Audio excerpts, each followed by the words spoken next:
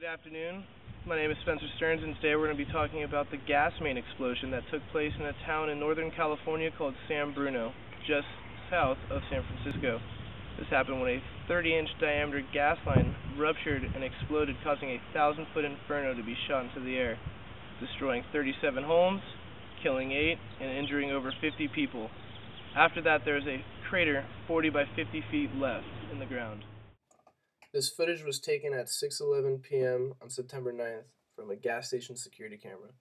You can see the inferno rocketing into the air on the left-hand side, and the pedestrians stopping their cars, not really knowing how to react to the situation.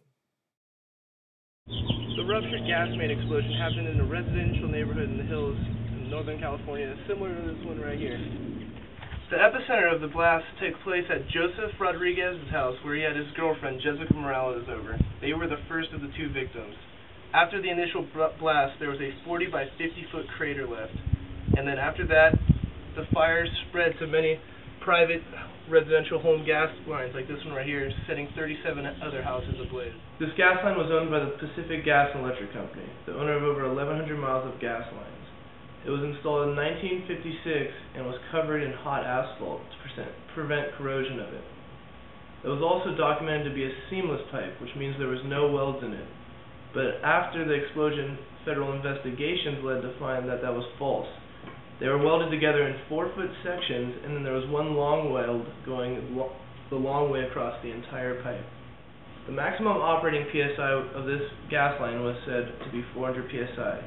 Just before it ruptured, it was operating at 376 PSI, and then it suddenly jumped to 386, which still was under the maximum pressure.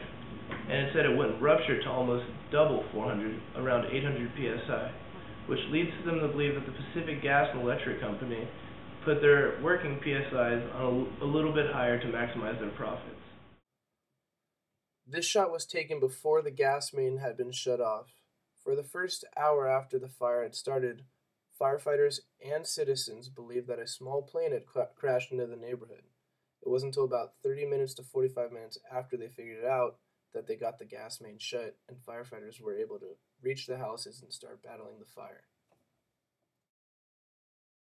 Initially, the whole San Bruno Fire Department responded to this, receiving mutual aid from San Francisco and other neighboring fire departments. It was so enormous that the Forestry Service sent 25 engines, 4 air tankers, 2 fighter jets, and a helicopter. You are looking at a piece of the 100-foot gas main that got blown out of the ground by the initial explosion. Despite the aid San Bruno received by neighboring fire departments and the Forestry Service, ordinary citizens were still transporting burn victims in their private vehicles, as well as helping firefighters drag their supply lines over 4,000 feet at times to reach the nearest hydrant, truly pushing San Bruno and its citizens to use everything they had to control the burn.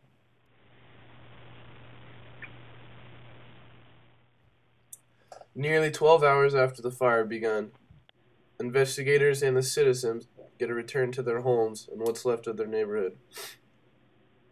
It looks like a bomb went off. 37 homes are completely leveled. 3 others have to be torn down that week because they're a hazard. And many people don't have homes.